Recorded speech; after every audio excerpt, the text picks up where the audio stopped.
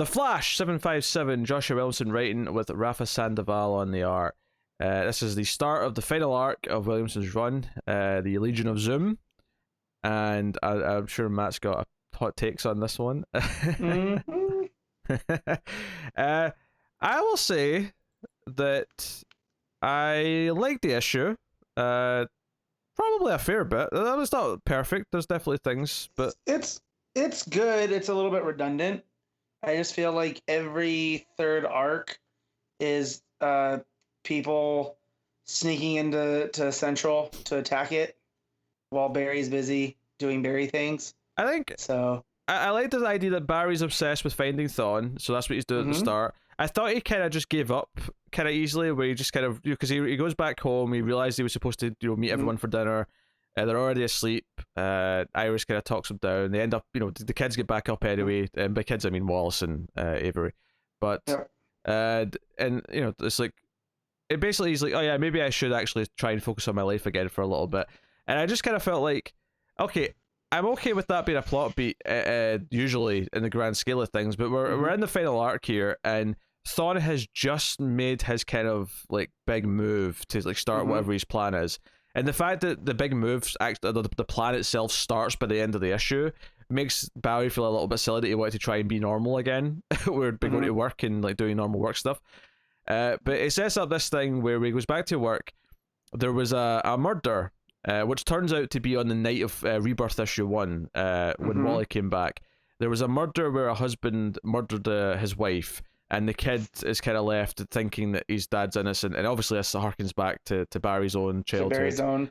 Yep. And Barry's like, wait, and because the guy confessed, and the cops are like happy to just throw in the towel and say, okay, well, it's done, the guy confessed, nothing to do here. Barry's like, no, the evidence should still be processed. So he speeds off and looks at the crime scene. He wants to like figure this out, and lo and behold, when he looks into things, there's maybe a hint that maybe Thawne had something to do, because I do wonder, did Thawne intentionally do this as a breadcrumb kind of thing, right? To prod at Barry, but just as he's ready to start looking into this more, he hears from Captain Singh that the turtle's attacking the station, so he runs off to go and help with that. But while he's on his way, he gets another call or hears that over the police radio that Trickster's attacking somewhere that's right outside his apartment. And then Captain Cold's attacking Star Labs with Glider. And then, of course, Grodd shows up. Where's Flash Museum? There you go. That's where he shows up. So he speaks to Iris and the kids, because he's like, okay, if they're attacking all these places that are all very specifically aimed at him, they're all Barry-related places, he gets everyone out of Dodge and says, no, like, you guys have to be safe. And the end of the book, the end of the issue, is this pretty nice page. It's where Barry and Iris and that are in the middle in a circle, and like the page is split into 4 sections, and it's the 4 different villains doing their thing. And it's like Barry, run, damn it, run kind of thing moment. I kind of like the escalation here, the build up of everyone attacking at once. It feels like Zoom does have a plan. The Thawne does have. That's a Zoom, Professor Zoom. I don't want to mix it up with Reverse Flash. Yeah. I appreciate this sort of the build here. This feels like a solid issue, sort of like with Barry being hit.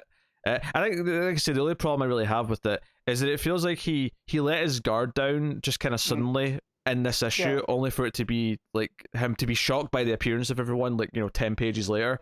Felt kind of weird, but other than that, I like the how big it all feels with everyone attacking at the same time in unison.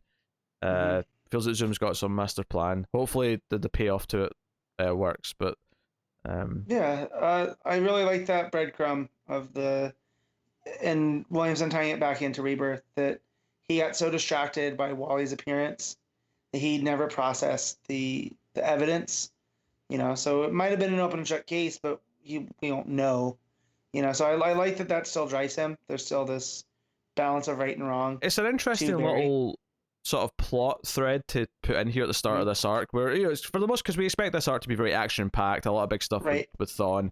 I do wonder how it's going to play into ultimately where the arc goes, with whatever the mystery is behind this. Like, it was Thawne behind this murder, or is it just a random thing that Barry, ultimately can't give a happy ending?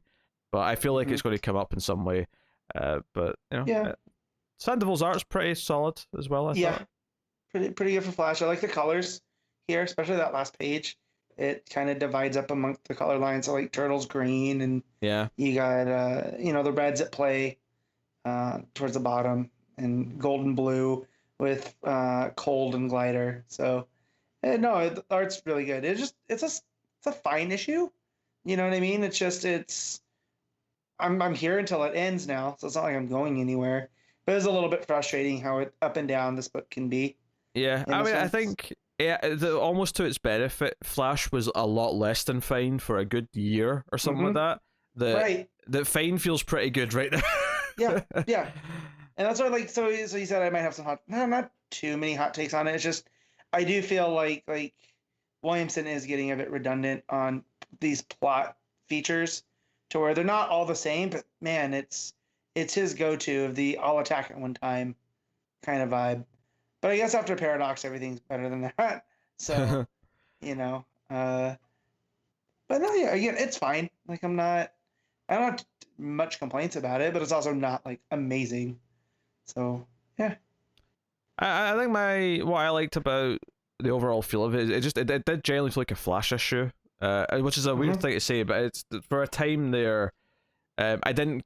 I mean, not that it didn't feel like a Flash issue in the sense that it felt like a Flash comic. All the zany things that were happening were very Flash-esque ideas, but I don't know. It didn't like this felt more like at home Flash again. Kind of stuff. It's back in a familiar place. We're not dealing with all these different forces and paradoxes and this. This is a straight up. All the Flash villains are attacking at once, and they all are deeply personal places to Barry. Yeah, it doesn't get much more Flash than that, right? Yeah. So, we'll see how the rest of this arc goes. What are you giving this issue?